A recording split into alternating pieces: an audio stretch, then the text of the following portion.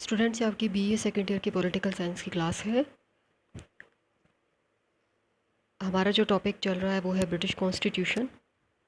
हमने पिछले चैप्टर्स में ब्रिटिश कॉन्स्टिट्यूशन की जो विशेषताएं हैं उनका अध्ययन किया था। और आज जो हम यहाँ टॉपिक पढ़ रहे हैं वो एक क्वेश्चन आंसर फॉर्मेट में है।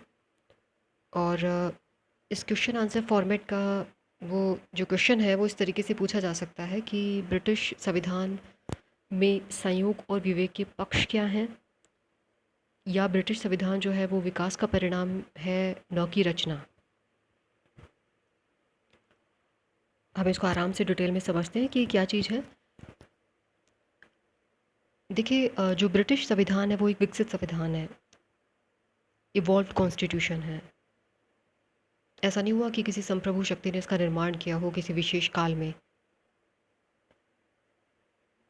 इसका जो डेवलपमेंट हुआ है, इसका जो विकास हुआ है, उसमें क्या हुआ है कि अलग अलग संयोगों ने मदद की है। साथ ही ऐसा भी हुआ है कि जो ब्रिटिश पॉलिटिशियंस थे उन्होंने अपनी बुद्धिमानी पूर्वक कुछ योजनाएं तैयार की, तो उसके द्वारा भी इसको विकसित किया। तो इस वजह से लिटन स्ट्रेची ने ये कहा ब्रिटिश संविधान के लिए कि ब्रिटिश संविधान जो है वो क्या है, संयोग और विवेक का शिशु। और आप स्क्रीन पे देख रहे हैं तो सबसे लास्ट में आपको दिखाई देगा मुनरो का स्टेटमेंट भी। मुनरो ने कहा है कि ब्रिटिश संविधान एक पूर्ण वस्तु नहीं है, बल्कि यह एक विकास की प्रक्रिया है, बुद्धिमत्ता तथा संयोग का शिशु है। तो ऐसा क्यों कहा गया है, इस इसका इसकी व्याख्या कीजिए। इस तरीके से क्वेश्चन आ सकता है। तो इसका आंसर देने के लिए हम क्या करते हैं कि इस जो क्वेश्चन है इसको हम दो भागों में तोड़ लेते हैं। सबसे पहले तो हम स्टडी करेंगे कि ब्रिटिश संविधान में संयोग के पक्ष क्या हैं, या इसे संयोग का शिशु क्यों कहा गया है। और दूसरे पार्ट में हम स्टडी करेंगे कि ब्रिटिश संविधान में विवेक का पक्ष क्या है, या इसे विवेक का शिशु क्यों कहा गया है। तो सबसे पहले हम पार्ट ए की स्टडी करते हैं कि इसके संयोग का शिशु क्यों कहा गया है। तो देखिए, जो ब्रिटिश संविधान है वो जो कुछ आकस्मिक घटनाएं हैं उनका शिशु है। यानी कि इसकी कुछ महत्वपूर्ण जो राजनीतिक संस्थाएं हैं उनका निर्माण, उनका जो विकास हुआ है वो संयोग से हुआ है। फॉर एग्ज़ाम्पल, इसके एग्ज़ाम्पल में अगर हम जाएं कि ऐसी कौन सी संस्थाएं हैं, तो वो है जैसे कि द्विसदनात्मक व्यवस्थापिका। देखिए, जो विश्व के जो अधिकतर देश हैं उन्होंने क्या किया, ब्रिटेन के सिस्टम को फॉलो किया। ब्रिटेन का जो द्विसदनीय प्रणाली है उसको फॉलो किया, क्योंकि हमारे सामने तो अन्य देशों के सामने तो ब्रिटेन का एग्जाम्पल था। लेकिन ब्रिटेन में जो प्रणाली थी वो कोई वेल प्लान नहीं थी, वो कुछ सुनिश्चित योजना नहीं थी। इसका जो विकास हुआ वो कैसे हुआ, बाई चांस, यानी कि संयोग से। देखिए, एडवर्ड प्रथम हुए थे, एडवर्ड फर्स्ट। उन्होंने 1295 में एक मॉडल पार्लियामेंट का आयोजन किया था, मॉडल संसद का। वो एक सदनीय थी, द्विसदनीय नहीं थी। और इसमें देखिए तीन अलग अलग वर्ग थे, उन्होंने पार्टिसिपेट किया, उन्होंने भाग लिया। मतलब तीन अलग अलग वर्गों के इसमें प्रतिनिधि शामिल थे। अब वो तीन कौन कौन से वर्ग थे, जैसे कि पहला धर्माधिकारी वर्ग, यानी कि जो धर्म से, चर्च से जुड़ा हुआ वर्ग था, जिसमें कि बिशप है, प्रीस्ट है, ये सम्मिलित थे। दूसरा है सामंत वर्ग, जिसे कहा जाता है बैरन्स। और तीसरा जो वर्ग था वो था कॉमनर, यानी कि जो जनसाधारण, जो सामान्य जनता है। इस प्रकार से तीन अलग अलग वर्ग थे। तो ये जो मॉडल संसद का जो आयोजन किया गया था, ये कोई शासन प्रणाली पर विचार विमर्श करने के लिए इसलिए नहीं किया गया था, बल्कि जो कर थे उन पे विचार विमर्श, यानी कि जो टैक्सेस थे उन पे विचार विमर्श करने के लिए इसका आयोजन किया गया था। तो देखिए, तीन अलग अलग वर्ग थे, तीन क्लासेस थी। तो इस हिसाब से देखा जाए तो जो ब्रिटेन की जो पार्लियामेंट है वो कैसी होनी चाहिए, कम से कम त्रिसदनीय तो होनी चाहिए। तीन अलग अलग वर्ग हैं, तीन अलग अलग प्रतिनिधि हैं, तो कम से कम त्रिसदनीय तो होनी चाहिए थी। तो ये जो द्विसदनात्मक व्यवस्थापिका का जो विकास हुआ है वो एक संयोग से हुआ है।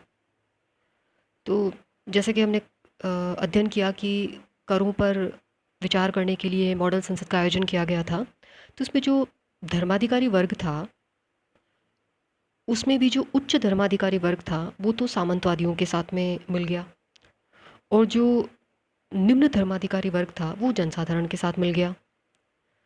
तो इस प्रकार से क्या हुआ कि ये दो अलग अलग वर्ग थे,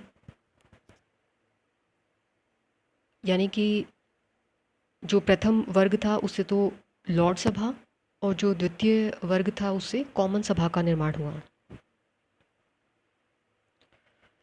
तो ये तो एक एग्जाम्पल था संयोग का। इसी तरीके से एक और एग्जाम्पल है कि जो कैबिनेट सिस्टम है, मंत्रिमंडलीय प्रणाली है, वो भी क्या है, एक संयोग का उदाहरण है।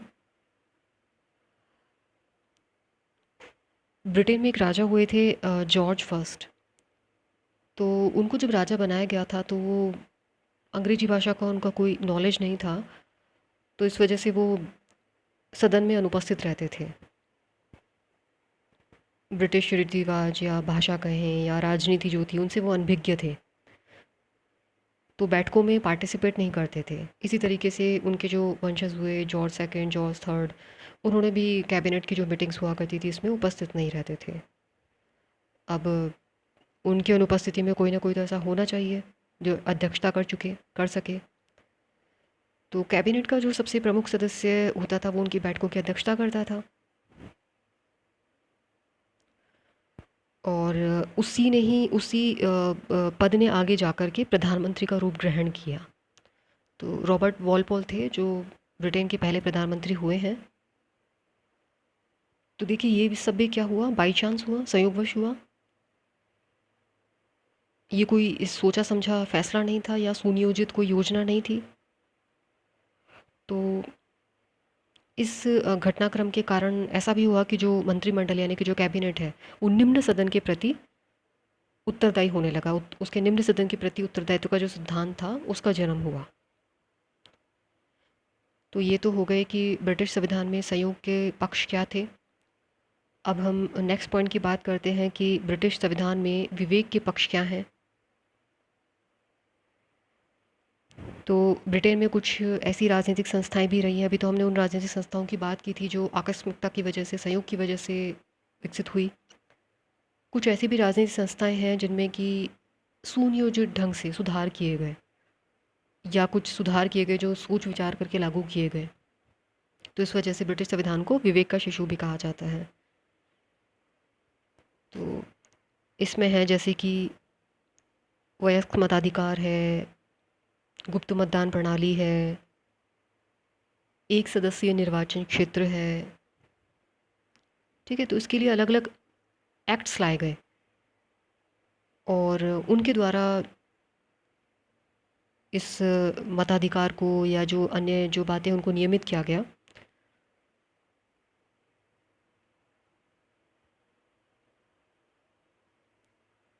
तो सोच विचार करके कुछ एफर्ट्स किए गए थे, कुछ प्रयत्न किए गए थे।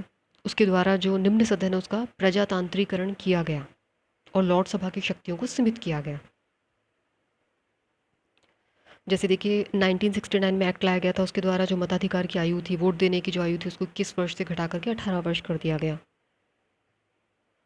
इसी प्रकार से गुप्त मतदान प्रणाली जो थी उसको 1872 में शुरू किया गया। इसके अलावा अगर हम बात करें कि जो लॉर्ड सभा है उसकी शक्तियों को कम किया गया, या जो निम्न सदन है उसकी शक्तियों को बढ़ाया गया, उसको सर्वोच्च किया गया। तो जैसे कि 1911 और उस 1949 में ये संसदीय अधिनियम लाए गए थे, एक्ट लाए गए थे, और इनके माध्यम से लॉर्ड सभा की शक्तियों को कम कर दिया गया।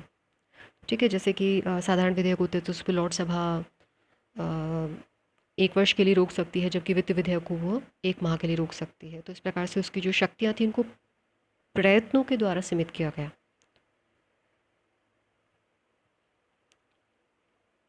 और 1958 में आजीवन पीयर और महिला पीयर इनकी व्यवस्था की गई। और 1963 में एक एक्ट लाया गया था, उसके द्वारा जो वंशानुगत जो पीयरेज थे उस वंशानुगत पीयरेज पद के परित्याग की व्यवस्था की गई। तो इस प्रकार से कुछ इसमें ऐसे पॉइंट्स हैं जो कि बहुत सोच समझ कर के सुनियोजित ढंग से लागू किए गए हैं, एक्ट्स के द्वारा लागू किए गए हैं। और कुछ ऐसे पॉइंट्स हैं, कुछ ऐसी बातें हैं, कुछ ऐसे बिंदु हैं जो कि अकस्मात हुए हैं, बिना सोचे समझे। आकस्मिक घटनाओं की वजह से। तो इस वजह से जो ब्रिटिश संविधान है उसको अ, संयोग का शिशु भी कहा जाता है और विवेक का शिशु भी कहा जाता है। तो जब भी एग्ज़ाम में क्वेश्चन आए तो आपको इसमें आंसर जो है वो 2 पार्ट में देना है। तो दोनों के जो कथन हैं, चाहे वो स्ट्रेची का हो चाहे मुनरो का हो, दोनों ही सत्य हैं। और देखिए ब्रिटिश संविधान के विकास में दोनों ने ही, दोनों जो संयोग का पक्ष और विवेक का पक्ष, दोनों ने अपनी महत्वपूर्ण भूमिका निभाई है। तो आज का ये टॉपिक ख़त्म होता है, बाकी नेक्स्ट वीडियो में। Thank you.